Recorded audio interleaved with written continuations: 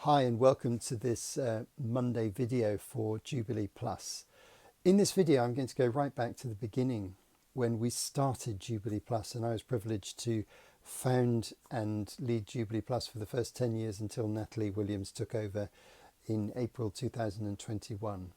One of the questions I faced at the beginning is what are we going to call our team that's trying to help build capacity for churches engaged in social action?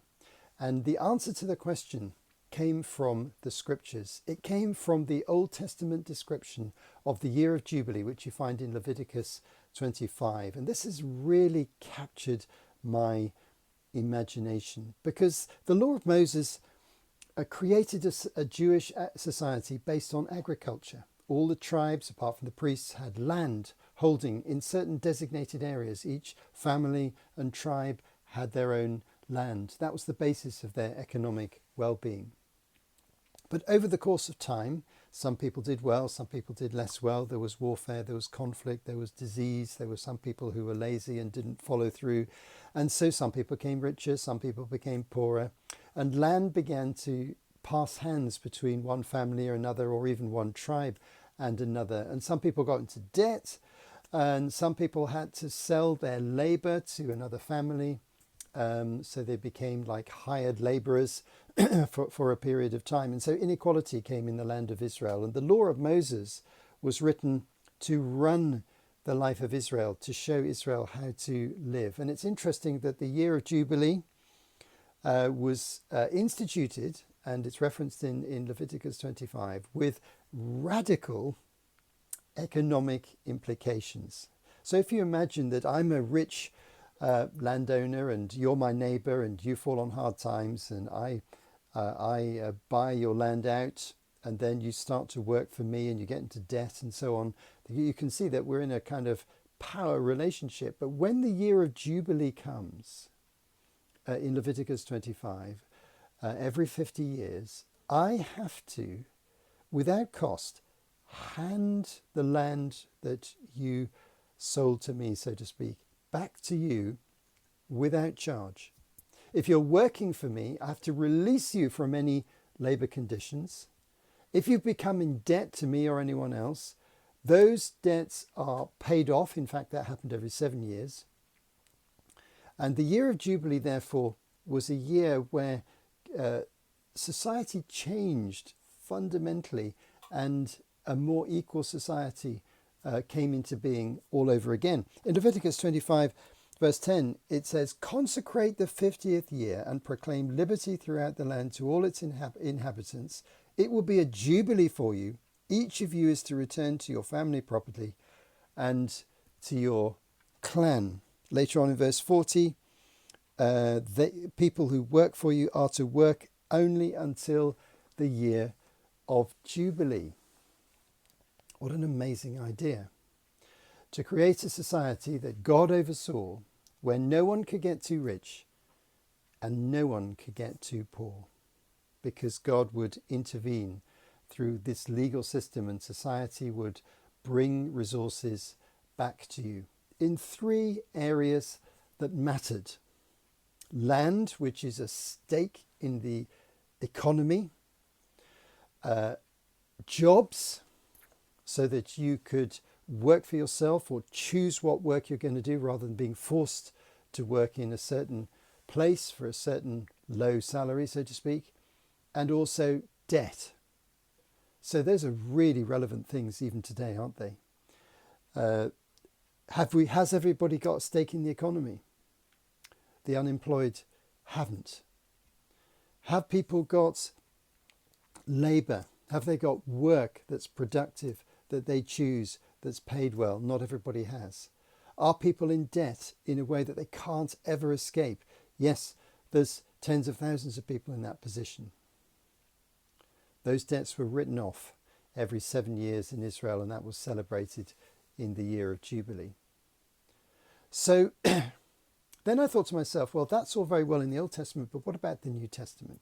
Well, there's a link, because in Isaiah 61 verse 2, the famous prophecy of the anointed servant of God, anointed to preach good news to the poor, we have this amazing phrase, preaching and bringing about the year of the Lord's favour. Now, any Jew who heard that expression in those days and in the time of Jesus would know that the year of the Lord's favour is a representation of the year of Jubilee. It was the year of Jubilee was the time when God just blessed society, equalised things up, lifted up the poor, and gave them a chance. So Isaiah 61 says that somebody's going to come, the servant of the Lord, who's going to bring the year of the Lord's favour. And we know from Luke 4 verse 19 that Jesus designated this prophecy to himself, and he said, this is being fulfilled right now. So it's clear that Jesus has some kind of a jubilee in mind in the New Testament that matches some of the characteristics of this Old Testament jubilee, which could only really be fulfilled under the law of Moses with the people settled in their own land. So the church is given this mandate that the Holy Spirit will lead us to be those who bring about a jubilee, a release, a blessing, a forgiveness of debts, an opportunity, economic stakeholding to people who don't have it. And that's a wonderful thing. And it appears that the Holy Spirit will bring this about in different ways, in different times in church history, not through some legal system, but through the initiative of the church led by the Holy Spirit responding to social conditions at the time. So this is what I call Jubilee Plus. That's the New Testament version of the Old Testament reality. And our job is to work out what is that Jubilee Plus in the 21st century.